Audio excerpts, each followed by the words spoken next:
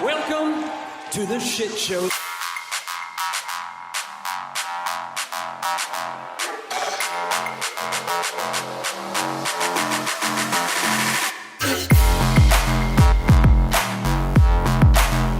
Welcome to the shit show. And no, we don't mean the United States of America, though. That's where we are, and it is indeed a shit show. Tom, it is the All Elite Wrap-Up for February 13th, 2025. That's Tom over there, for anybody tuning in live, over there. And I'm Tim, and we love AEW, and we like friends, right? And we want to talk to friends about AEW, so we encourage you to come hang out with us. If you're watching us live, get in this chat right here on YouTube and talk to us throughout the show. If we're talking about a match, you chime in with what you thought about it. You know, be yourself. Yeah.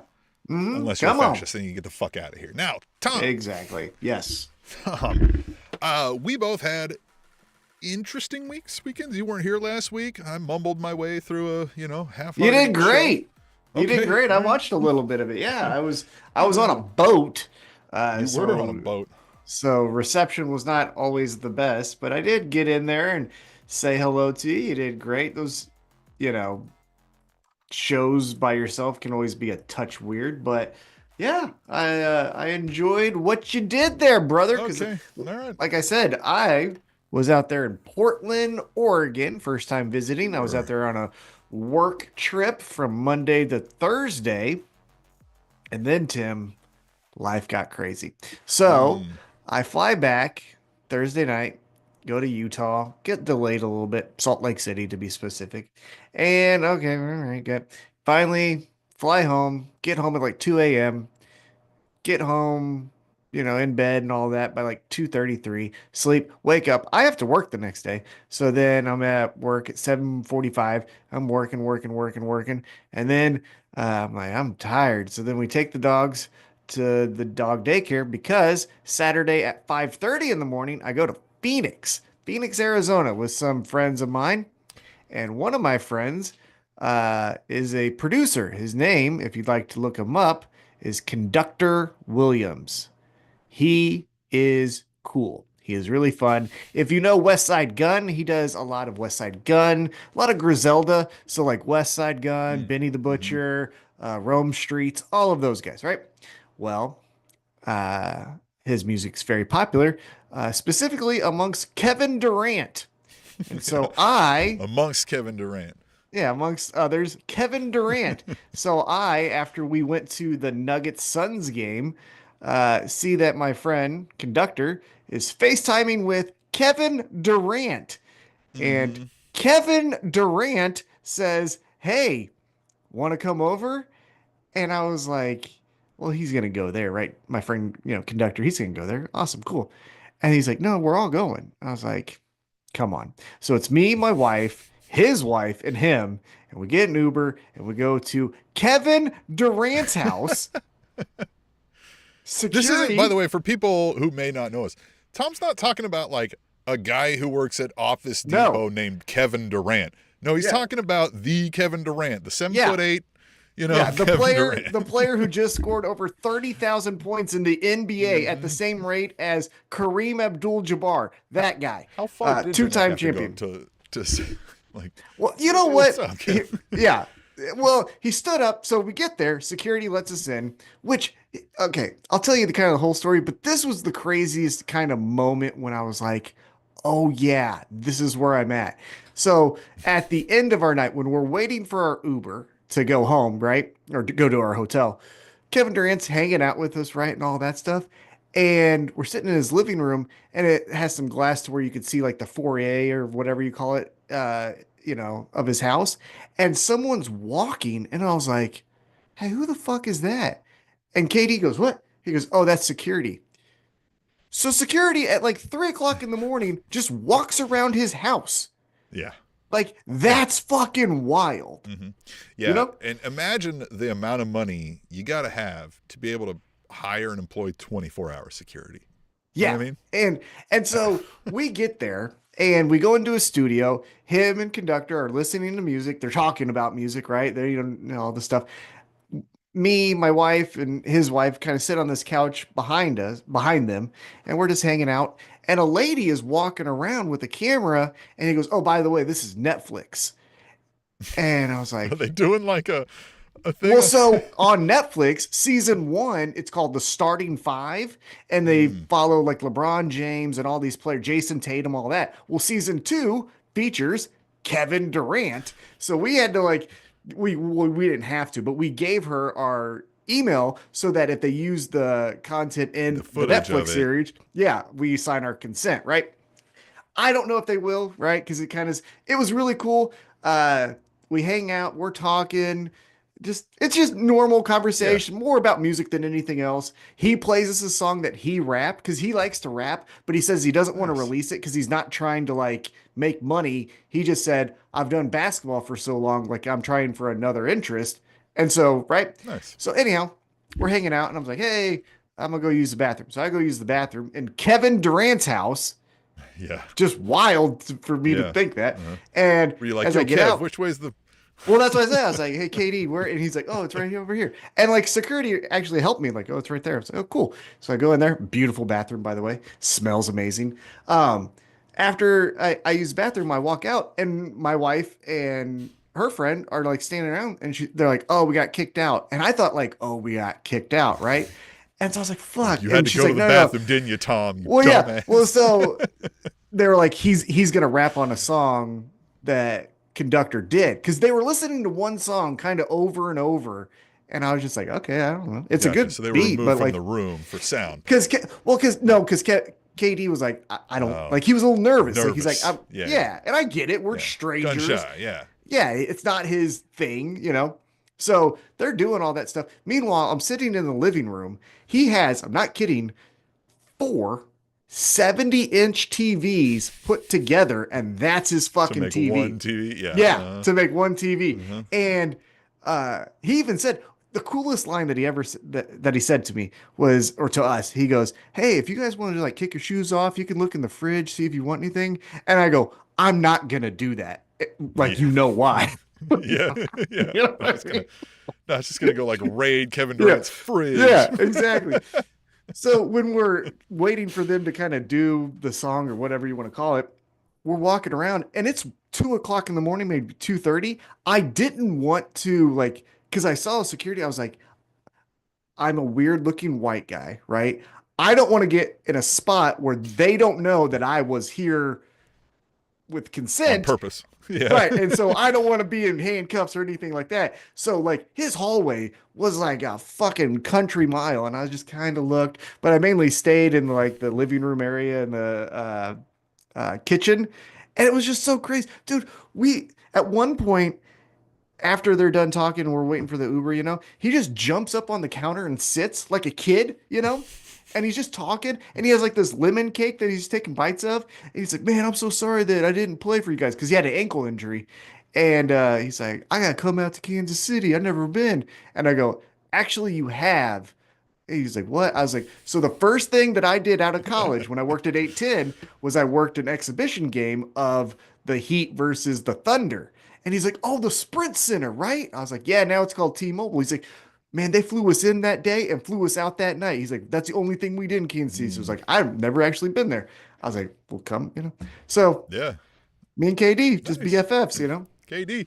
Well, and I mean, I got to imagine there was one year he was in the Big 12 basketball tournament, which it's not always been in Kansas City, but it has been for quite a while now, right? Well, and maybe he was hurt, you know what I mean? Like Yeah, yeah, potentially true. he was, right? Yeah. So yeah, that was Saturday night, and But then anyway, nothing else happened that weekend. and then Not nothing else another happened that thing. weekend. Not another Not thing. another thing. Nothing at all. No big news. Yeah, in fact, so my wife had gone out Monday through Thursday on a work trip to Las Vegas, and so she had always Hey. said, "You guys should," she said, "You should come out. And we'll tack on the weekend and do something Sunday, right? Just Mm-hmm. find something to do."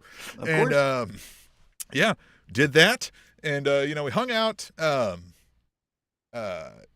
I'll say this: my wife is an amazing, hardworking, intelligent businesswoman, and her corporate hardworking ass and her company got us VIP into the Omnia at Caesar's Palace.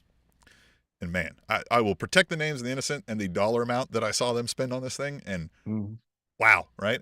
And wow. And we had a great time, right? We had a great time doing that. I will say, I felt it the next day, right? The Friday, and then so we did some Vegas things, right? Saw some shows. Saw the Magic Mike show, in Vegas. That was fun, right? So the Magic Mike saw I Illuminate, which is like the folks with all the they're in the dark, but they Oh got, yeah, like, the who, stuff all over yeah. That was Mhm. really cool. We did that Saturday, and then Sunday nothing happened. Nothing happened on Sunday, and then came back Monday. Yeah, I mean that's what happened. The Yeah. highlight of our weekends where you were at the Mm-hmm. Omni, I was at Mm-hmm. Kevin Durant's house. By the way, so this is another thing that I kind of felt like, hey man, I'm not a stalker. Is so he didn't play Saturday night because of the ankle injury, right? And he's like, oh man, you guys came out to Phoenix. I'm so sorry I couldn't play. And we're like, oh, it's all good stuff. And I go, hey, actually, I saw you play Monday in Portland because that was the game I went to in Oh, yeah. Portland was the Blazers versus the Suns. And he Nice. was like, "Oh yeah," and I was like, "I'm not following you." Like that's what Yeah, I like said. I'm not. I'm Yeah, not look, following you. like you already described yourself as this. You're like, look, I know I'm a Yeah, weird yeah, looking white guy, but I am yeah. not following. Not following you. And I was like, "Man, that block at the rim." And he was like, "That's actually when I got hurt." He's like, and then I said some other things to Aiden. I was like, "Man, it looked like it was awesome." It was a great game too. They ended up losing that game 121 Mm. 119 in overtime, but it was fun. But yeah, I was like, hey, I have seen you play, but I'm not following you. Cause like my wife is like, do you realize that you just said you went to Portland and Phoenix just to watch some basketball games? I was like, yeah, but that's not true. But I know what you I know how Well, it first of all, there's sounds. plenty of people who do things like that. Like, there's people Well, who yeah, got yeah, yeah, yeah, money, yeah. right? I saw Right. some of these fools in Vegas, right? But Right. Well, and that was another thing that my wife, she kind of had like this out of body experience where she potentially might be going to Hawaii with a friend for some other mm-hmm. things, but she was talking about debating on whether or not to go to Hawaii. And she's like, I had a moment where I'm sitting there on Kevin Durant's couch talking to a Netflix producer about whether or not I should go to Hawaii. And I'm like, what is our life? Yeah, This is the I know. weirdest thing in the I know. world. Surreal moments sometimes. Yeah.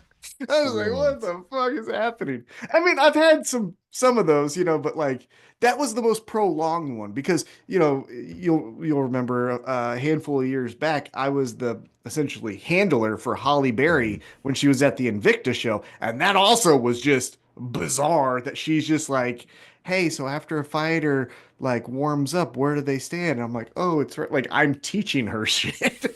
What am I doing? Yeah. Oh, just a weird life. Weird life. But hey, you know what? Again, that was the highlight of the weekend. Nothing else happened. We moved Nothing to else big happened in the Monday. news. Yeah. Nope. Haven't seen a thing in the news. Don't watch the news for anything other than AEW. And so we get to Monday, start of the work Yeah. week, and we go all the way to last night, AEW Dynamite, Tim. Mm. And let's talk about that. Last night, we're at the HEB Center in Austin, Texas, the granddaddy of them all. Yeah. And brother, we kicked it right off. We have the best wrestler alive open challenge match, Platinum Max Caster, and he says, "All right, run up, let's do this shit." And oh, guess who it is? It's time for cowboy shit. And Hangman walks out. Max Caster, to his credit, runs away. He Yeah. hides behind a sign. They're like pointing at him. He's like, no, Yeah. no, no, no. Yeah. Goes through the crowd, comes then, and then goes into the match. Hangman, dog walked him, gives him the Mm-hmm. buckshot lariat. Max Caster now is 0-2 in his open challenges. And Hangman wins the match. So, how do you think about how we started this whole thing? Hangman, Max Caster, your comments. I like that we have a strong focus on Hangman again, and we're going to dig more into it as we talk tonight. So Mhm. that is already a plus. The Max Caster stuff is great, right? He's playing it really well, but I do worry about for what, right? What are we going to do with this? Because that only goes so long before he just looks like a chump, right? Yes. So after he lost, he even held up because his promo before the match actually started was how he was proclaimed by our US government, he said, as the best wrestler alive. And he has Yeah. the document. And after he lost, he still held up the document that said he's the best wrestler Yeah. alive. Yeah. But Hangman I beat the think, best wrestler alive. well, I mean, it's Hangman Adam Page. Of course he is right over Yeah. there. Yeah, right there. Mm-hmm. I think this leads to, for Max Caster, that is, to some type of like come to Jesus moment with Bowens and Billy Gunn. I think they're going to be like, hey, you dumb shit. Like, you're better than this. Get your mind right. And then, like, he pushes them away. And then somehow I think one of them will save the other one, kind of thing. And then we'll get it. Now, it might be months. I don't think it'll happen like Right. next week. But that's my gut feeling, at least for Okay. how we're starting this off. But we'll see. Maybe. Yeah, maybe they think a little absence will make the heart grow fonder and try to rekindle the Yeah, something like scissor that. gang there or whatever. Yeah. Not the scissor gang. I think there still will be a match. I think we're gonna get a Bowens versus Max Caster Yeah. match. Maybe one of these open challenges is Bowens answers the open challenge, right? Something like that. But I still think the end goal is to, hey, we actually liked them, scissor and all the fun stuff. All right, let's keep it moving. Ricochet's backstage, and he says how he is a winner and how he kicked old Swerve Strickland's ass in that Atlanta street fight last week. And he has the robe that has strong ties to obviously Swerve Strickland, but even more so Prince Nana, because a former associate of his, who's unfortunately passed away, wore it originally, and then it was passed on to Swerve. But now Ricochet has it, right? So he's like, ha, ha, ha, ha, ha, I'm the best, I'm the best, I'm the best. Then I thought it got interesting here, Tim. We go to Swerve Strickland, and Swerve is like, oh, this is personal. I'm going to kick your ass. And Prince Nana's like, boss, this is why you keep messing up. Stop making it personal. We need to move on. You need to get your championship back. And Swerve was like, bitch, are you fucking talking? No. Yeah. So what do you think of that? What do you make of that little interaction? Well, I mean, you instantly going to think that could be seeds for, right? Does Swerve turn, or does Nana turn on Swerve? Yeah. I mean, look, I could see us easily booing Nana, right? Mm-hmm. But man, we love that dance. I don't know, but without he could just not do the dance, and without the music, it doesn't really, might not be as big a hit. But yeah, I mean, or it could just be an internal conflict that does get Swerve to kind of maybe, look away from Ricochet. I am loving this heel Ricochet stuff, though. I feel like we got to do something with this robe. Right? Yeah. So I didn't know that Ricochet had it in him. I'll give him props. Like again, we weren't shown that necessarily in WWE, Right. and then when he was Prince Puma, they also we weren't really shown that either. So well, and he was a babyface then too. You know what I Yeah, mean? Prince right. Puma was a all American, or not all American, but your Right. typical babyface in Lucha Underground. I will say this. One thing that was another interesting point with the interaction between Prince Nana and Swerve was like, oh, you think I'm just going to walk away? The last time I did that, Hangman got away with one. Like, he brought up that, like, hey, I can't just let everyone walk over me. And if you take a little step back, before Ricochet beat his ass, you know who else beat him up? Bobby Lashley. And he didn't do shit about that either. So that's true. Yeah, Bobby You Lashley know? did work him pretty good. yeah, and then just moved on. That mentioning of Hangman, though, I have noticed over the last couple of weeks that they are purposely fusing storylines, or like, carrying us through moments across segments, if that makes sense, right? Like, Oh yeah. there's a more holistic approach of how this show is put together. So I don't know who's doing that, but props, right? And let's keep it up. Yeah, and it makes sense because, the signature feud of recent memory in AEW of anyone, I mean, you could say Tony Storm or Mariah May, but I would argue probably Swerve and Hangman is that feud. So for them to acknowledge it, I think is good because, again, I'm always a fan of reward me for watching every week. Yeah. Like don't make it so niche that where I have to explain to a casual fan 15 layers of a story, but like in this example, mention Hangman because I know what Hangman means to Swerve and vice versa. And we saw Hangman, and we're gonna see Hangman again, right? So it's a Well, connecting, and wasn't it? Yeah, because the last time I did the show 2 weeks ago, we saw Hangman try to find Swerve in the back, and then that's so when they're he still bumped on each other's into minds. MJF. So something's happening there. Something is happening. But Yeah. we'll get to Hangman in just a minute because we get into some trios championship match. It's Death Riders, Pac, Yuta, Claudio versus the Undisputed Kingdom, O'Reilly, Strong, Adam Cole, Bay Bay. And this was fine. I thought this was a good match. What do you think? I do think this was a good match. I think it might have gone a touch long, but I know we kind of do that sometimes in AEW, right? And I do feel, and we're going to talk about this later, maybe we are beefing up the trios division again. Yeah. So good that we got a trios title match. I will say I kind of forgot that the trios titles were on the Death Riders.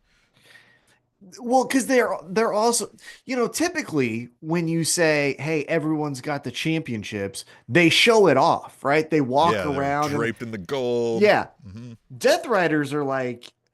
I love the line from the up close interview that Renee did with the Death Riders, and Moxley's like, "You want to see the championship title? It's right here. It's me. Like I'm it." Yeah. So I do like that idea of like, oh, you just want a prop? Well, I'll grab any prop.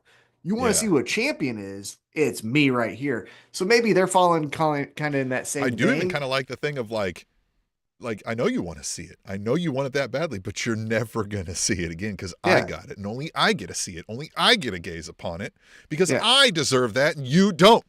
Right. I'm going to show it to you. You got to earn looking at this fucking thing. Exactly. You can look at me, but you cannot look at that. Yeah, I like that idea. But so I think to your point, we kind of forget the Death Riders are trios champs because also they're not in a major feud either. You know what I mean? Well, and one of those trios is a part-time worker, it seems. Yeah, with Pocky. Well, I thought they had something interesting that they could have built upon when Yuta was one of the obviously 3 champions, but he was not all Death Riders in, and where he was like a reluctant part of this team. We could have ran with that a little bit longer, but we didn't, and we've got this. But yeah, I will say we are beefing up the trios because we got the Death Riders as your champs, Undisputed Kingdom. After the Death Riders defeat the Undisputed Kingdom, we get Daniel Garcia and 2.0 running out to run off the Death Riders. A little bit later in the show, foreshadowing here, we get the Ops and we have the Patriarchy. We still have, if we want to, like as a Hail Mary, the Learning Tree as a 3-person group. Like we have some things we could work with. You got rated FTR, right? We still got that. So we got some things we could do in the old trios division, which I like. All right. Let's go backstage. MJF talking with Renee Paquette. And MJF is like, Texas isn't a real state. Dustin isn't a real man. This place fucking sucks. You can't play to God, so you better pray to me. And then Hangman is like, hey. I mean, I don't think he was wrong about many of those things. I liked it. Yeah. But then Hangman's like, hey, time's up. Move. And MJF is like, oh, okay. MJF said, you motherfuckers forgot who I was with the promos and unleashed one of the segments of the year. Yeah. I mean, it's early, but like. Well, yeah, Jesus. True. But like, so here, I got a quote here. I'll kind of read it and probably do it poorly, but I'll do my best here. It says, I don't know what's going on. You got a crush on me, bud? MJF talking to Hangman. Yeah. He said, 4 weeks in a row, I watch you question yourself. You lost a lot of friends and sanity because you want an apology. If anyone deserves an apology around here, it's MJF for the lack of respect that I get. And you know what? I'm going to beat Dustin Rhodes, and then I'm going to be one step closer to the championship because I'm going to do something you never did, and that's become a 2-time champ. And then he goes, see ya, Seabiscuit, which is a callback to 5 years ago when we first saw the championship. Bret Hart was unveiling it. Hangman's there. MJF interrupts, calls him Seabiscuit, all of that. This was incredible. Man. So one of the points, too, that I think got lost in that, too, is he says a cheesy joke, right? And Hangman's like, that's not good enough or whatever, right? He's like, that's all you got? 5 years, that's all you got? Yes! And he's like, too not highbrow enough for the Hangman. And he's like, all right, well, let's get deep, right? Or something, right? And then he starts doing all that cutting thing. And Hangman, again, the acting chops on Hangman without saying anything is getting missed in some of this, too. When Renee goes to, like, get his comment on it and he stops her, like, the anger in Hangman's eyes is gone. It's washed. There was sadness left, right? Like, and existential, like, puzzling. Like, man, the both of these guys together, right? It's not just MJF, but MJF did most of the talking here. But Jesus, these guys ran an emotional segment right here.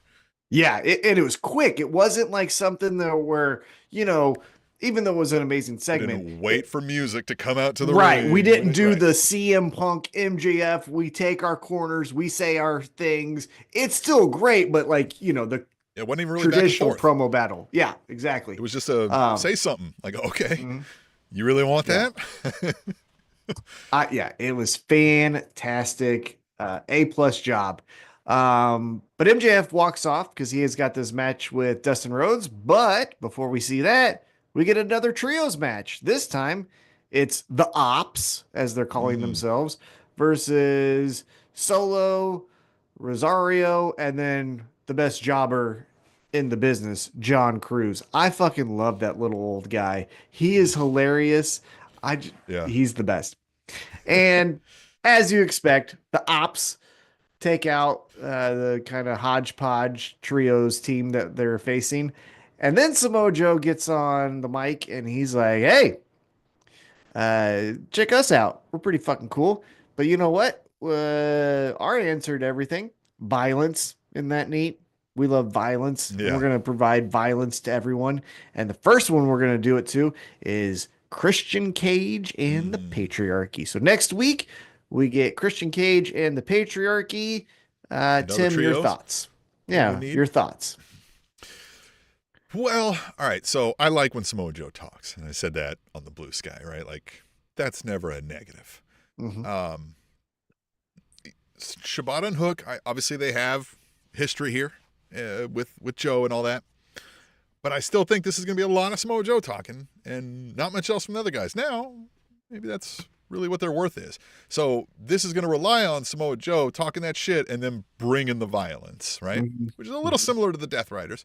But, you know, Joe will sprinkle in his own thing. And calling the Ops, I think that's going to be good for merchandising. So I think people are going to like that. So I think this Yeah. is going to go okay, especially if we're building up, like we said, a trios division.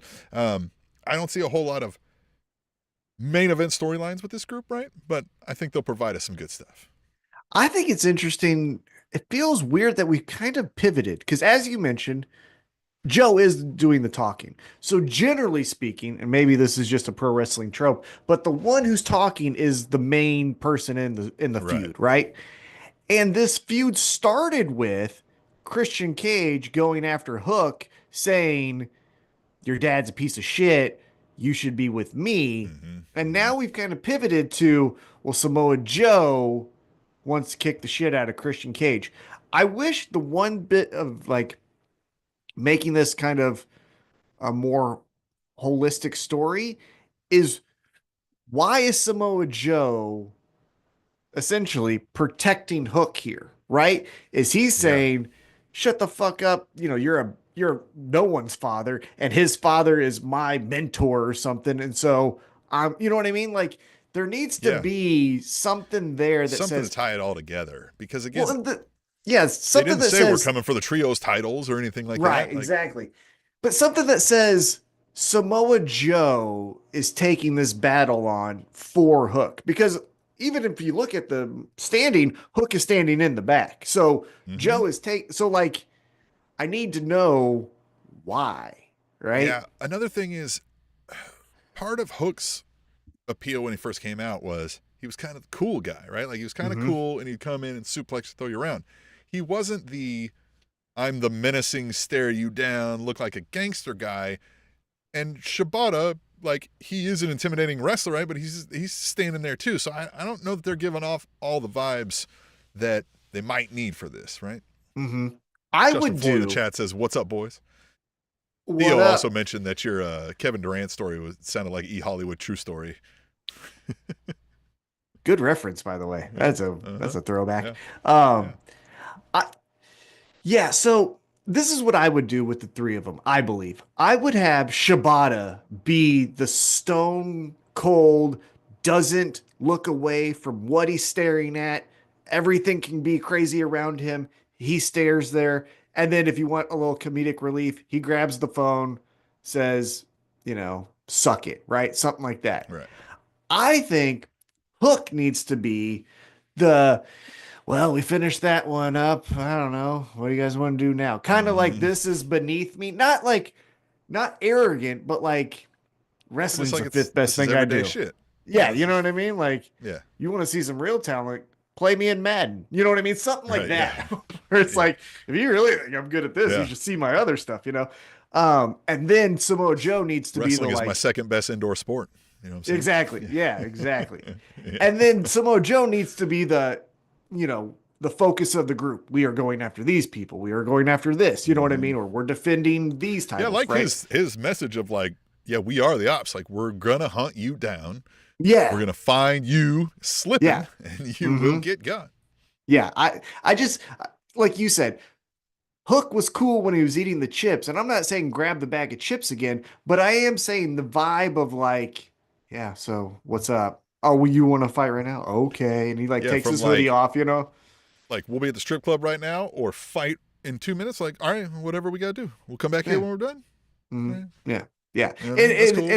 And it has that like the thing that I think would be key there is it has the aura of fighting isn't scary to me, right? Some Right. people need to, but like it's just a job. Not like again, Yeah. not arrogant, but like, of course, yeah, I'll fight. Sure, why not? Yeah. You know? So yeah, let's move on. We get Renee Paquette backstage. Unfortunately, she's talking to Jericho and Brian Keith. That sucked. And then Jericho, who is cooked. I said this on Blue Sky, and I mean it. He is cooked. Fucking done, brother. You are gas station sushi at this point. Like, no one fucking should touch you. Get away. You suck. So on Collision, we had a cool moment where Bandito and Brian Keith do 5 paces or whatever it is, and then the thing. Well, Jericho, because he has to bite anything that's cool, then just does the same fucking thing, except for Brian Keith grabs Bandito's uh, leg, and then we beat up on Bandito. So before we move on to Mhm. the next part of this, come on, what do you say? So I will say that Jericho's talking segment was at least one of the quicker and to the point ones, right? He said, hey, you didn't take the $200,000. I would have gladly paid more than that, which Brian Keith was kind of like, well, what the fuck? You know what I mean? Like, Yeah. what? And then he's like, but now I'm going to go answer the bounty, right? That's a fine statement. That's cool. Mhm. I do like this new focus on Bandito, right? Yeah. Like Bandito is coming across as a badass right now, and I love it. I do like the moment where they had the like Undertaker gong kind of thing, and he takes his hat off, and then Jericho's kind of like, yeah, yeah, Yeah. yeah, fine, yeah, right, Sure. hat, We'll hat, do it kind of now. like you Yeah. said, right? He's gonna bite everything. He's like, oh yeah, yeah, hat. Yeah. Good stuff here, man. I mean, like I like this focus on Bandito. Yeah, Jericho, you can miss me though. Yeah. Look, I get it. Jericho is the learning tree and all that. But I think keep the focus on Brian Keith and Bandito. Those are Mhm. the similar gimmick, kind of polar opposite, all in the same thing that should be fighting. Jericho, fuck Yeah, off. I mean, if nothing else, be the manager on the outside for Brian Keith, right? Like, what? Yeah. Fuck off. Just Yeah. fuck off. So anyhow, the second Just half looks of like the this. headlights from like a '65 Dodge truck. You know what I mean? Ah, God, yeah. He's just the worst. I mean, he's the appendix of AEW. Where at the first part of AEW, you needed it. You needed him as champion. You needed him during the pandemic to do the Manitoba Mayhem and the Stadium Stampede and Mm-hmm. all of those things. And that was fucking MVP level. The segment he did with MJF, amazing. The feud he had with MJF, top notch. But not anymore, brother. You need to be removed. Get the fuck out of here. Bye-bye. Bye. He needs to like Jazzy Jeff on Fresh Prince, Yeah. just get thrown out of the fucking front door. Yeah, like what I don't look, I'm not backstage, so I don't know like the advice Jericho can give somebody, and I don't know like the creative ideas he may come up with for others. So I'm not saying like fire this guy and wrong, but like we do not need to see him in Yep. wrestling matches and TV time. every week. Yeah. Yeah. Get him out of here. But the second half of this, we get some fun. So as you mentioned, there was a bounty on Bandito. And guess who just says, well, I'll collect on that motherfucker? Big Bill. Big Bill's Mm. like, I'm going to grab this motherfucker and throw him through hell. Because, as I forgot to mention, the Outrunners come out to help Bandito. They chase off Brian Keith and Jericho. So the Outrunners, Brian Keith, Jericho, they're wrestling. That leaves Bandito by himself. Then Big Bill comes out. And as Big Bill goes to grab him, my guy, look right here, huh? Powerhouse Hobbs comes out Mm. in his Timbs and just fucking kicks the shit Yes. out of Big Bill. Love it. Love that. Love it. Love it. Love it. Love it. So no bounty collected tonight, and we Nope. continue on. The thing that I felt like that got the biggest pop was the meat chant when it was Mm-hmm. Big Bill and Powerhouse Hobbs. It more of that. Yes. Oh, dude. Okay, maybe this is stupid. It just came to my mind. I'll throw it out there. If it sucks, I never said it. Do a best of five This is buffet recorded, style though. match. I know it's not. Yeah. It's a best of five buffet style match, right? You call it a buffet style because of the meat, but you just do a best of five with Powerhouse Hobbs and Big Bill. You could do it's the appetizer, then the first course, and then we get to the main course. You know what I mean? Like you could build up each match, and each match could be I different. still say the Arby's sponsorship is out there for we have I the know. meats. Yeah. I I mean mean, that would be perfect, but oh boy. AEW, you're here's what makes me so aggravated is when I'm on Blue Sky, which I try not to be anymore because the world makes me sad. But when I am on there, I will see other people posting because I like to interact with people that we follow on our mhm. uh, podcasting account. And I will see people who are like WWE, through and through, being like, this AEW show is pretty cool. Like, so it's objectively a really good show. It's a good show. And yet there's like no momentum outside of the Mhm. promotion.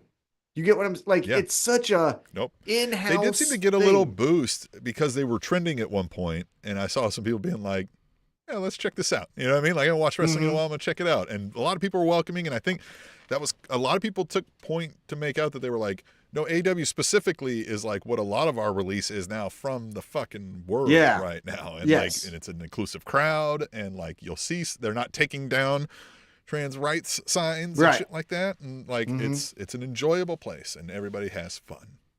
But I feel like, a couple years ago, and I guess this is what I'm talking about as far as like it needs more juice outside of the promotion, is like Mm-hmm. remember a handful of years ago when they did the was it a Space Jam match? Remember when like Yeah. the Elite Mhm. were doing like the Yeah, basketball what was thing? that? Yeah, I think it And was then that. Yeah, and then they did a yeah, Texas and Chainsaw Massacre match. Right, yeah, that was like yeah. but I mean but we Right. need a little of Well, we had the Shaq.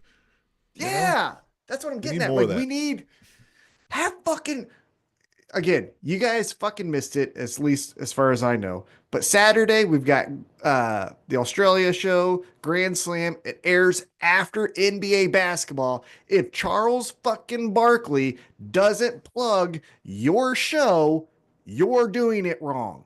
Yeah. Chuck will say anything on the teleprompter. It's a famous thing that he did say. He said, I'm a dumbass, not realizing what he was reading. If you put in there, AEW's awesome, have him fucking say it, man. Like, god dang, What do you got? Troubles You with got Weekly something for me? Wrestling says we need '04 Ron Artest, guys. Hell yeah. Get him out there and start brawling with some fans. I love that idea. Meta World Peace. Love that. Man, that old four Pacers team, Jermaine O'Neal, Steven Jackson, Ron Artest, all taking on the I missed some of that. Detroit Pistons. Oh my Yeah. God, taking on Ben Wallace and Rip Hamilton, Chauncey Billups. Oh, I love basketball. I'm making a, by the way, because nothing happened this past weekend, I Yeah, just nothing decided to happened play this some weekend. bets on just some random things. And one of the Mhm. most random things that happened this weekend kind of made a lot of people in my area sad. And it made me sad too after I realized what happened. But I did make $200 off of it. So hell yeah. That's what Underdog does. Do the over-unders and put it together. You got yourself some money. I'm doing that on basketball right now. All right. Ooh, $150. Way to go, Jimmy Buckets. Give me 20 points. Anyhow, um, Marina Shafir, she's walking backstage with John Moxley and Molly Wop. And they take out John Moxley with the chair, and then they throw Marina. Help me out here. They throw her into a room. Was Willow in the room? Like, was Marina getting beat up in the room? I don't understand what happened there. Or was she just thrown into a room? You get what I'm saying? Remember when they took the briefcase? Yeah, I don't know how that, because then Marina like just walked in and kicks Willow or something like that. Yeah, because later on, fight that. Yeah. Yeah, because later on, she beats up Willow, and so I thought, well, is that what was happening in the room? Because Marina just thrown into her room would still just like hold on to the briefcase, right? Like, okay, shut up, So anyhow, lost me there. But Jay White and Adam Copeland take the briefcase. Ha ha ha. Meet us later tonight. Okay. What's next? Then we get Renee Paquette. She talks to Dustin Rhodes. You know that Adam Copeland, he was like, I've carried a few of these in my life. Like, he kind of lost me on that one. Did he lose it? Like, I was just kind of like, man, like, yeah. Well, I get it. Briefcase, rated R. Yeah. You didn't carry it for that long tonight. Anyhow, Dustin Rhodes. This is what lost me. Dustin Rhodes, man. I heard last week that he cut a promo on MJF that was like one of the better of his career. And so I watched it, and if you were to read it, spectacular. Mm-hmm. But whatever this voice is that he's doing is grovelly, weird. Yeah. Hey, I tell you what, I'm the last of a... What the... Get weirdo? So, and he said that line again, that you're going to find out that I am the last of my kind. Like, why is that supposed to instill fear in me? That phrase? I mean, that automatically means you're old. Like, I don't get what that means. All right, then you're gonna die with the rest of them, I guess. We view the world a touch different than other people, and I understand that, and that's what makes this show great, and that's what makes our friendship great. Non-traditionalists, I will say that. Yeah, non-traditionalists. One thing that I reject almost every single time is this. Well, do you know I've been around for a while? Who the fuck cares? Things move on. Things move on. Now, obviously, any person with experience can add to any situation, fight, or whatever it may be. I'm not discrediting that. But if that's your calling card, oh boy, back in the 90s, shut the fuck up. You're dumb. You're just dumb. I can't stand. Oh, I always challenge people when they're like, the kids these days, or people are soft these days. I'm like, by what measures are you coming to this conclusion? Because it sounds like you're just pulling that shit out of your ass. You just want to say that. You want to sound tougher than everybody. Right. Because things can change, and if you don't change with it, it's okay, but that doesn't mean you're better, right? Like, being 39 years old, I grew up with pro wrestling. Well, but like, I grew up with pro wrestling as my main thing, right? Yeah. And then shortly after me, as I feel, was Dragon Ball Z, right? Like, that came a little bit after I was kind of consuming stuff that would shape who I am, right? And there's people who will like Goku or something or whatever, right? Yeah, love all that Dragon Ball Z stuff. And that's fine. But like back in my day, basketball was played by punching each other in the throat. It's like, okay, now they shoot threes. You gonna fucking watch or not? Because like that's what they're doing. I just so Dustin Rhodes does his thing. I think that's actually what he said. And then we get the match. That is what he said. Yeah. Yep. And MJF beats him. Way to go. Yeah. Last of your kind is expired. And he gets armbarred. And MJF is like, I'm holding on to this motherfucker. And then we hear the music. And Hangman's like, oh, I'm kicking your ass now. And we get a brawl. Tell me what you thought about the brawl, and then I'll share my thoughts. What'd you think about, we get Hangman and MJF now brawling, and that's kind of the whole segment there at the end. Yeah, it didn't move me necessarily either way. Like, I obviously now we're fighting, right? But, as those go, like, if you're not going to do something major in here, then it feels like a filler for me. And I get it, we're fighting. So, I'm not going to hate it too much, but I think I've said this in the past, and I hate to use them as an example because them as humans are trash, but I do like the philosophy that they took. And what I'm talking about is the Brock Lesnar Undertaker pull apart looked like they really fucking, I mean, to the point where Undertaker, I legitimately think, was so deep into method acting or whatever you'd like to call it, was just yelling, "I'm gonna kill you." yeah, You can't say that. Like, we know that that's a thing that Vince at the time, who was yeah, running the show, was like, you don't say it. But Undertaker, Mark, whatever you want to say, was so into it that he's just like, "I'm gonna kill you." We need a touch of that because we have to stop this hockey fight. mm, I'm hitting you under the armpit. Like it. So what I was going to say is at the start of this brawl, it was moving like molasses and we were kind of just walking up to the stairs. Now, to their credit, after the final pull apart or the first pull apart, MJF gets on the mic. He's like, your boy's a pussy, or, whatever he says. He's like, he's scared. And Hangman then darts and like really runs double legs. And then we get like what looks like it should have been the entire time. I get it. If we're friends, it's, we kind of, hey, we all know what we're going to do out there, brother. Get into it. Do yeah, some Daniel Day-Lewis. Like, fucking lose yourself into, I'm punching this motherfucker. We'll deal with the consequences of a broken nose later. You know what I mean? Like, right. but I'm going to hit him, Like, Yeah, AEW needs a touch more of like I'm going to fuck you up. You know what I mean? Like, I get it. It's acting. But like, if you want me yeah. to But this buy is supposed to in. be a really tense situation. Yeah. And security guys, you also need to stop with the like fucking really stop them.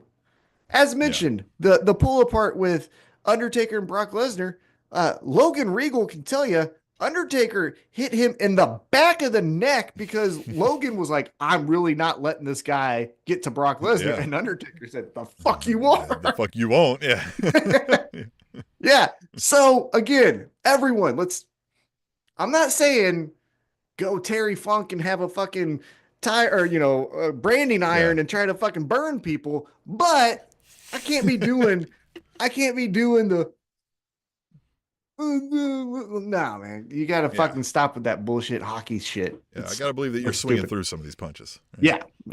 Yeah. Yeah. Okay. So where are we at here? After that, then we get Renee Paquette talking to Swerve Strickland, Prince Nana. They kind of do again some of what they were talking about, and Swerve ends with the like, I'm not focusing on Moxley right now. I can't.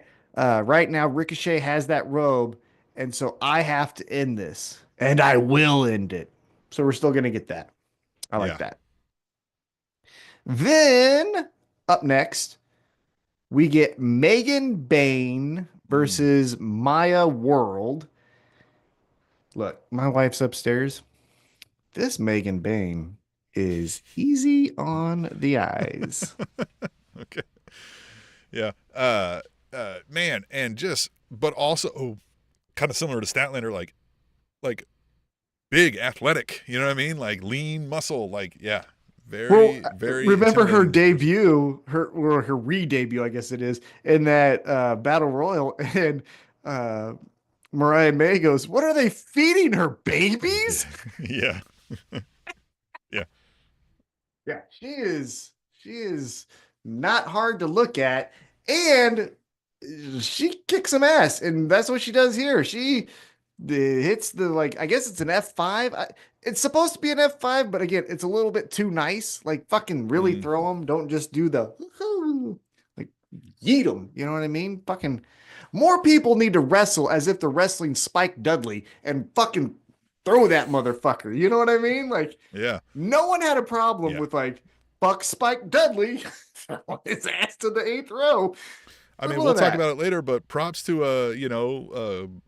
gun number 2 on how far he got up for Bobby Lashley to slam that Oh dude. You yeah, know what I mean? Like, yeah, that was good great. job. So yeah, Megan Bayne wins this match, and then, brother, it's always Saturday night. Chris Statlander walks out, and we get a little bit of a like. This is what I thought as far as like internally, if you were to like take a picture and write the bubbles over their head, it felt like Megan Bayne was like, "Bitch, this is my place," and I'm Statlander at your going like, match now. and Statlander going like, "Oh, you're the next one that can do push-ups." Like, I took out Camille. I took Yeah. out, you know. Still waiting for the squat competition, right? Let's get Bane and Statlander squat off. I like it. I, you know, I get that WWE kind of ruined it with like the hokiness sometimes. However, some of Those those like, competitions, like you could do, yeah, they always make them hokey, and then somebody would attack yeah, the other one, and yeah, right. But if you just wanted to be like one of the coolest promo packages, and I hate to keep on bringing up Brock Lesnar, but one of the coolest promo packages that I Brock think and Bane, Brock. yeah, when they were at the stadiums and the fuck Statlander and Megan Bane doing that would kick the ass. Yeah, doing the You know? standing jumps, right? The box jumps, and yeah. Yep. You know, that'd be awesome. But we get Statlander taking on Penelope Ford, another person I don't hate looking at. No, And a fun match. I like that Penelope Ford's good. getting some more in-ring action. I know she was out for so long. Kind of a chump though, I would say. Like I haven't seen her win. Does lose a bunch, yeah. Does lose a bunch. She does acknowledge it. If you remember that promo she did with Harley Statlander, where she's like, "We both lose, like, so why don't we watch each other's back?" And Harley was like, "Feel the wrath," you know, all that. But with this, Statlander beats Penelope Ford after a good wrestle, right? The wrestle. And then after the match, Megan Bayne walks back out and was like, "Oh, you thought that stare down was it?" Penelope Ford, being the little asshole that she is, hits Statlander from behind. She goes out to the outside, and then Megan Bayne hits her with that F5, I guess what we're calling it. And boom. So now we got Megan Bayne standing over Statlander. Huh? How fun is that? I like this. This will be fun. Yeah. Yeah, let's get some. Again, we need a women's meat division. And those two and our next girl would be the cornerstones of that. So we get backstage, and Renee Paquette is talking to Willow Nightingale. Hello. And before she could even say anything, here comes Marina Shafir, and she goes, Kick to the gut. "Hiya!" What? And just, and then I loved how Moxley's like, kind of like, "Yeah, that happened, but here's the most important thing, Copeland. I'm gonna get my fucking box or whatever he called it, you know, my briefcase back, and you're a dead man walking." But again, I must have missed something because I know that Willow and Marina do have a feud, but like it felt so super weird that just randomly she just got attacked for not really doing anything that night, at least as far as I understood it. Yeah, that feels like. I mean, I get it. Like, we need the space, beat it, and Willow's not one to back down. So start with the fight instead of giving her orders because she ain't gonna listen. But yeah, it just felt. I mean, now it feels like Willow's got to be like coming after you. Yeah, and we still let that slide. And we still got this weird thing, if you recall, with Willow and Statlander, where Statlander's trying to apologize for being an asshole that ended the friendship. And Willow's like, "Hey, I'm good." Yeah. I'm glad you feel hate bad it. about it, but like, I don't give a shit. Yeah. I wouldn't hate it if the Death Riders got another female member, right? Let's just hypothetically say it is Megan Bayne, and then we do Bayne and Shafir versus Willow and Statlander. You have the history of Statlander and Willow. You know what I mean? Like, wouldn't hate it. Getting to that. Now, what I think we're actually going to do is probably Penelope Ford and Megan Bayne taking on Willow and Statlander and do something like that. And then Willow goes after Marina later in the year. Okay. Then we get a promo package. It's Harley Cameron. And I told you this before we started recording, kind of doing a quick run through. Harley, I love the puppet thing. That's funny. you're doing too much, homie. Mm. You're doing a little too much. We're So doing I'll say this. I think they got a victim of their own success with her for a second. In the puppet got over more than they necessarily gave it credit for when they were going to do it. So they wanted to squeeze in another puppet segment. And so she's like, let's make a music video and I'll rap. But the real, because it's the last show before this big match she's got, or, you know, right? Should she say Grand Slam, Yeah. right? Uh-huh, So they yes, got to squeeze in the, now I'm doing a serious promo. We should have just done, because you can't say, I don't want to do all that. I'm going to cut a serious promo, because you did all that. Yeah. Right? You had your cake and ate it too, right? So it felt a little too much, like you said. Yeah. I do like, I think you took a little offense. You were like, with the Mandarin, you were like, you're doing too much, right? But I do think that squeezed in to show that, like, somebody told me you could never do this. Somebody told me you could never do this. Somebody told me you can never do this. I'll show you the fuck I can, right? So I get that part a little bit. But yeah, the whole music video, I think we could have just skipped. Yeah, because it was, okay, you play guitar, you do ventriloquism, you speak Mandarin, you rap, I guess. And it's just like, okay, if it's kind of like Kevin Durant or Harley Durant. Durant was way better. Durant actually could rap. He could actually rap. Right. But yeah, it's kind of like one of those things where it's like, hey, I can do 15 things. It's like, so you can do nothing. Like, you know what I mean? If you can do everything, if you have two quarterbacks, you have none, right? If you have 15 things you're showing me, you probably have nothing. And so I did like the seriousness, right? But I think to your point, if I had the magic pen here, I would have just said she starts with the puppet. She looks at it. She's like, this was a fun time. Now it's time to get real. And then she could just do the promo there. By the way, I got this from a coworker in Portland because I say this phrase so much. My pen says, fuck this shit. Look at that. She got it for me. Darren K83 says, do you hate fun? Harley Cameron for all championships. So this begs the question, is she winning this title? Are they going to capitalize on this? I think she loses a close one, right? Like, yeah. Oh, because two reasons. Mercedes Moné is going to make her look like $1 million.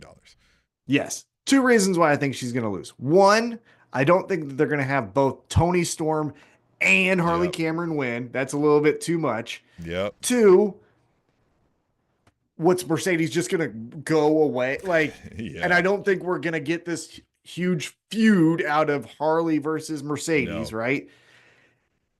And to clarify, I think she can get elevated by losing a close match. Of course. I think she's fun. I think we need to zero in on the fun is what I'm getting at. I don't need ventriloquism in Mandarin. Like, that's too fucking much. You know what I mean? Like, bring it in. You know what I mean? Bring it in. You know, that's all I'm saying. I think she's great. I love her. I think I think honestly, the thing she needs to run with is Feel the Wrath. That's the funniest of all of them. Yeah. Yeah. I mean, and again, that's usually what works best. You run with something, we sell some merch. When that merch starts to dip, what else you got? Right. Yeah. A funny line. Right. And I feel like she's one of the people that has it, right? She'll always have something. She seems to have very innate comedic wit and timing. She seems to be very intelligent. I tried to warn everybody about the scissor folks, the Acclaimed. I was like, they got to change something up, and they never could, right? So I think they found something by accident. It's not that they've got like all these great ideas, right? I think it's different with her. I think she can come up with stuff all the time, right? And so, like you said, rein it in, space it out. Let's milk a little bit. Let's milk the next, and let's keep going. Because if you give me, like I said, if you give me ventriloquism, Mandarin, guitar playing, after 4 months, I'm like, well, that was a lot. And then you go, not to say that she couldn't, but again, then you go, well, what's next? And she's like, I just did it all. And you're like, backflip. Yeah, exactly. Yeah. Yeah. Can you high dive? Watch Try me something play the new. piano. Be like, Motherfucker, okay, so let's move on to our main event for the AEW World Tag Team Championships.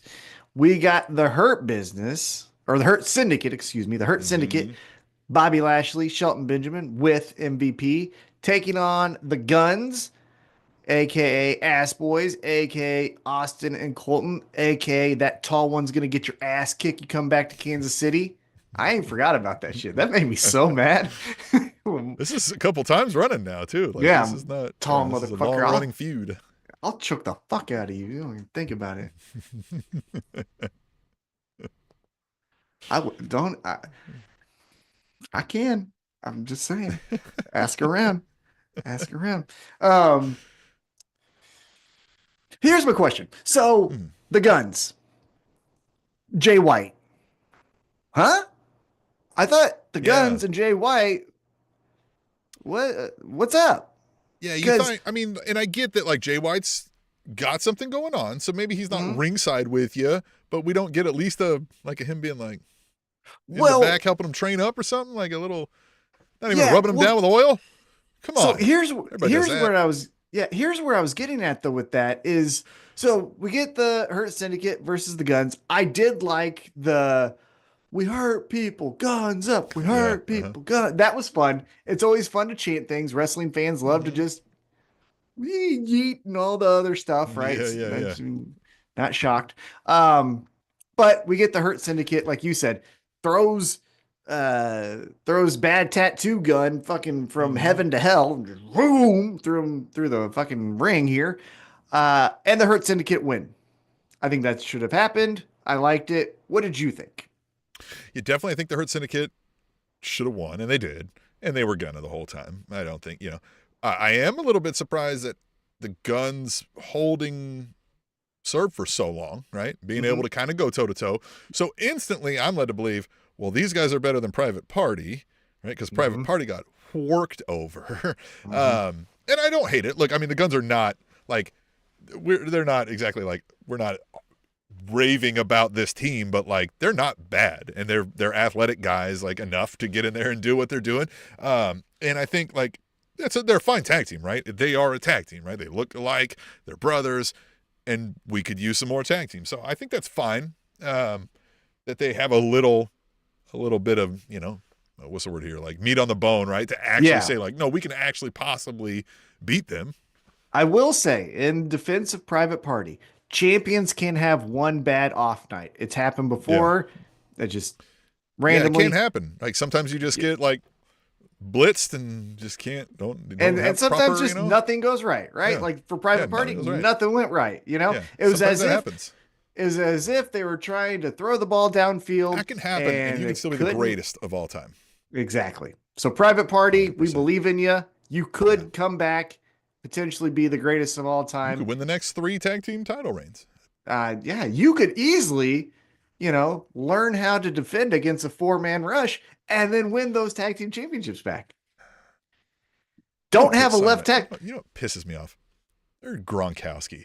Say it was kind of the same game plan we had when we played him in Tampa. He's like that we were just going to rush 4 and lock them down and make Mahomes scramble. I was like, that was your game plan, but like that's other people's game plan too, and it doesn't work, numbnuts. Like it just happened to work because you had a depleted, shitty offensive line. But whatever. Anyway. That Super Bowl, yes. The hypothetical that we're talking about, if that were to happen, that was an ass kicking. That nothing went right. Nothing went right. Well, it was the weirdest thing. If you would have told me somebody held Saquon Barkley to 57 yards on 25 carries, the defense did look.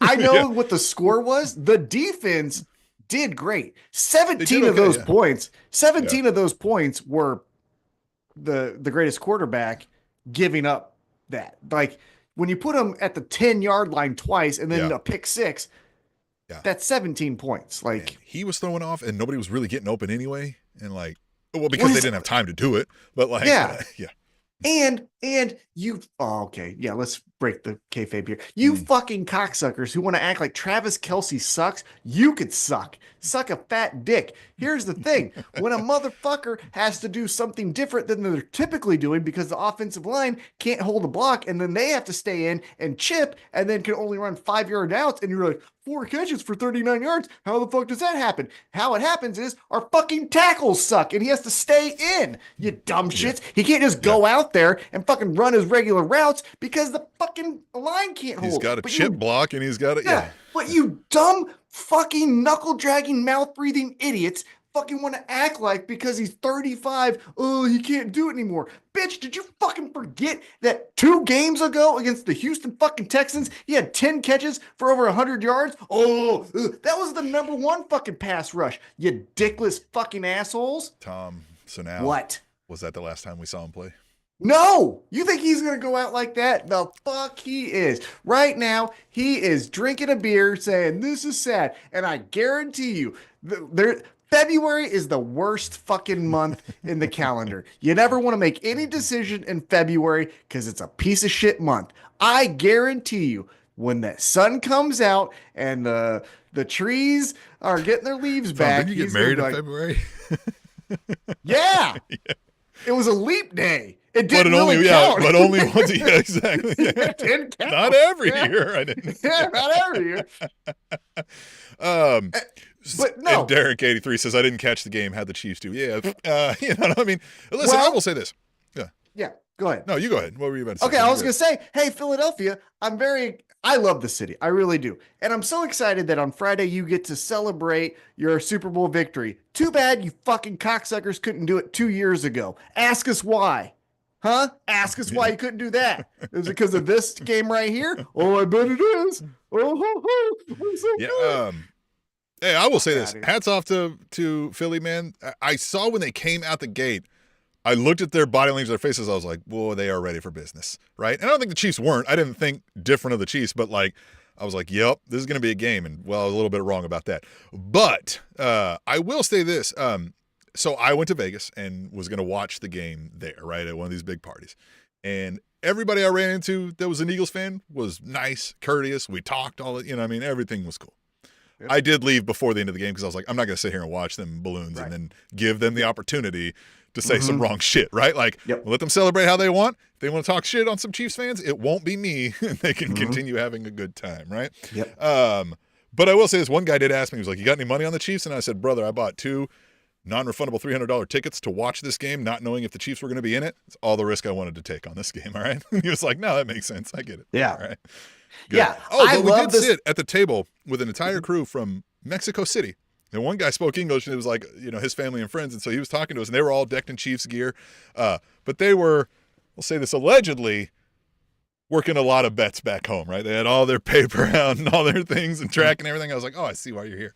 I see why you're here. I will say this. I love the city of Philadelphia. I visited. I thought it was amazing. I love the American history there. But I will say Philadelphia is famous for a Kansas City Chiefs bar. Come to Kansas City. You know what you won't see? Not a fucking thing about the Eagles. So I'm so happy that we live rent-free in your head, as the kids say, and we don't even think about you. I have never gone to Vegas during the Super Bowl. I don't know if you have. You would have thought every team was in the Super Bowl. At this watch party, and again, I know you buy tickets ahead of time, right? But every team was represented.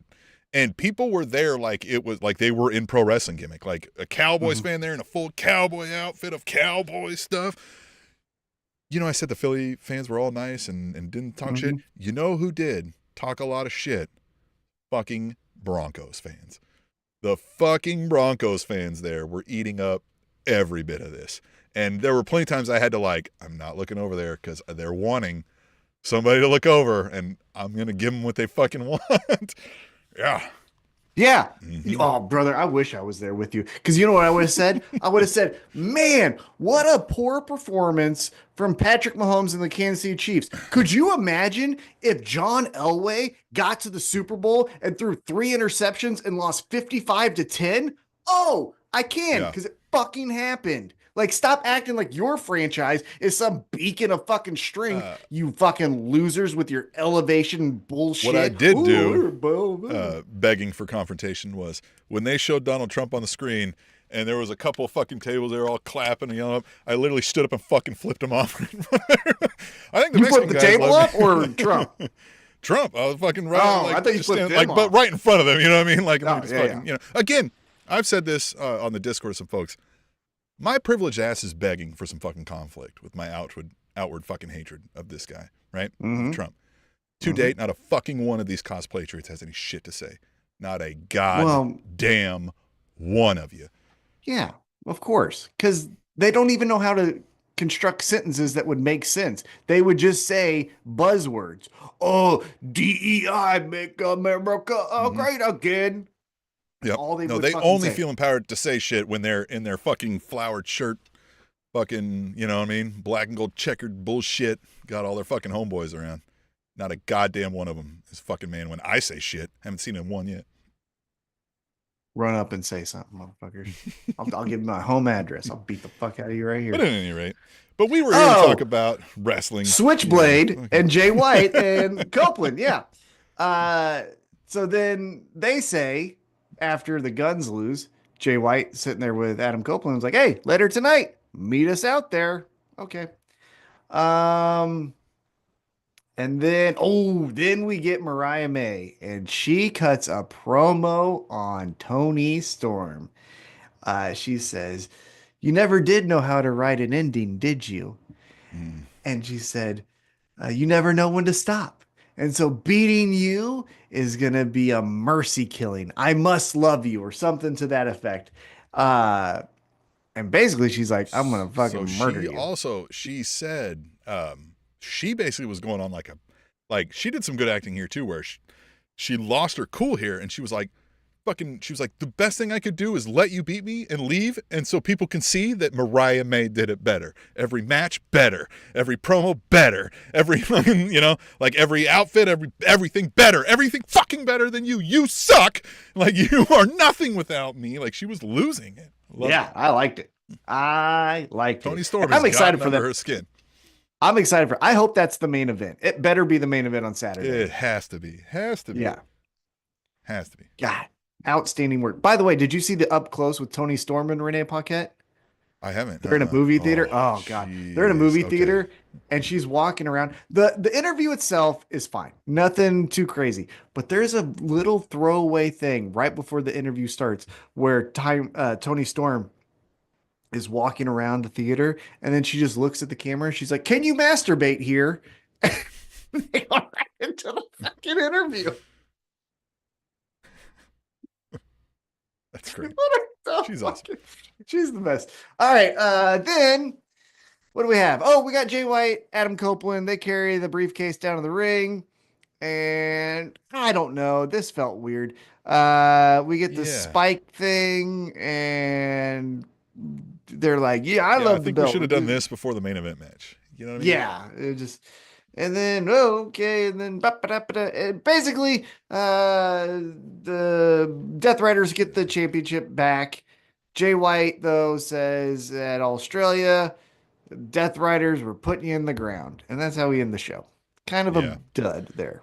Yeah, and another thing is like everybody's been trying to say like get like what's in the briefcase, like show us the title and all this, and like they get their hands on it and they decide to like not find a way to open it, but instead they're gonna like hit it with nails, which it presumably can handle. Like I don't know what that was. And about. then you want to win it? Yeah, I don't know. Here's what I'll say. Adam Copeland, Edge, rated R superstar. Buddy, let me talk to you for a second. Your best work was as a heel, and you are doing the same problem that a lot of these returning legends do, i.e. CM Punk. CM Punk in AEW fucking sucked because he did the "doesn't everyone love me?" other than the MJF story, I'm a which super was babyface because I'm a legend, right? And well, that's kind of it. Yeah, he did one of the greatest stories in pro wrestling. I'm not going to take that away from him with MJF. Now, I would argue that was an MJF story that just happened to feature CM Punk, but CM Punk did amazing work himself. I'm not going to take that away. MJF could have he had the receipts for CM Punk, so we had CM Punk there and it worked. But he could have claimed that was about anybody. And CM Punk, to his credit, did do well. The dog collar match was fantastic. All of that, right? But what I'm getting at is then when after All Out happened, and then we created Collision essentially for him, as the legend goes, he came out and they booed him in Canada and everywhere else. And he's like, "No, guys, I'm here for the..." And remember, he called Hangman a peg warmer because his action figure or whatever. And they booed him there. And he's like, "Oh, you're as counterfeit as bucks or whatever the fuck. And it was like, dude, we want to boo you. Like, do you not? Like, I know there's a contingency that loves you, but that's with anyone, right? I could do that with any fucking legend. Going to Adam Copeland, though, you're not a good baby face. You're just not. Yeah. If you want to be rated R, be rated R. Like, that's your, The Yeah, Miz to is date, not a good nothing has baby been face. rated R. Yeah. The Miz is not a good baby face. He's an amazing heel. Adam Copeland is not a good baby face. He is an amazing heel. And we ain't doing this with Yeah. on this day, hey, doing this fun. Nuh-uh. Yeah. On this day. Now, one thing I was thinking about as we kind of recap the show here. It looks like MJF, Hangman, that's the way we go, right? Hangman came out with the Max Caster match out of the heel tunnel. And we did the slow, thing. But when we hear the and that old, I'm gonna jump Yes. up. Oh, the Yes. Yes. That music makes me want to ride a horse. That song goes with anything. I swear, this is my challenge to anyone listening and anyone who listens later in the future. Whatever you try to do, whatever it is, I don't care. Name any activity, anything. You play that song with it, you're going to accomplish that goal every fucking time. We'd probably It's make this show better if we just ran it underneath the whole time. Oh my God. If you just kind of had it on a loop, we'd have 10 million downloads each week if we just had that fucking thing. It's oh, right now I'm already wanting to fucking make a fucking fort or something. Oh, he's the best. He is the best. Hanger. There he is. Yeah, he's the best. I'm excited for this impending feud. Again, two of the best that they got as far as like, this is AEW and this is what we do. And it's top shelf stuff is Hangman and MJF. And I'm excited for it. Me too. I love it. I'm excited for Powerhouse as well. He's someone I'm getting behind. I will say I want to see a little bit more of Brody King. I think we need to run with that. He's awesome. Yeah, we didn't see anything with the Kenny Omega, Will Yeah, we just saw like group. a promo thing. Yeah, but nothing. Yep, but we sure got Jericho twice. Oh God. Oh, you know what we should have done? We'll do it next time. I need to do that blind ranking thing that everyone's doing on their podcast, where I give you like your top 5 AEW stars, but you don't know the order. I'll give it to you, and so I'll say like Hangman 1 through 5. Where is he on your favorite? And you say like 1, but then I go Eddie Kingston, and you're like, fuck, right? Like shit. So it's like that. Yeah, right. Yeah. Yeah, okay, I got you. It's a fun thing to do. We'll do that next week. That'll be fun. All right. Well, I enjoyed it, man. I enjoyed AEW this week. I enjoyed all the folks hopping in the chat here, right? We had Justin Floor, Troubles with Weekly Wrestling, Derek 83, Theo P75, and we need even more. So next week, join us right here. If you're listening back on the podcast and can't join us live, well, that's understandable, but you can hit us up on the Blue Sky, www.allelitewrapup.com. That is the Blue Sky handle, and the website, www.allelitewrapup.com. So check us out. Leave us some comments. Check out the website. Donate if you're a big baller. If you're a big baller and we think we entertained you, throw us a couple dollars. Maybe. Give Tom some new action figures over there. You know what I mean? He needs more. Yeah, I don't have the one you have, so yeah, there you go. Exactly, right? You know what I mean? I don't have that one. Yeah. So, anyway, hit us up next week for more All Elite Wrap Up.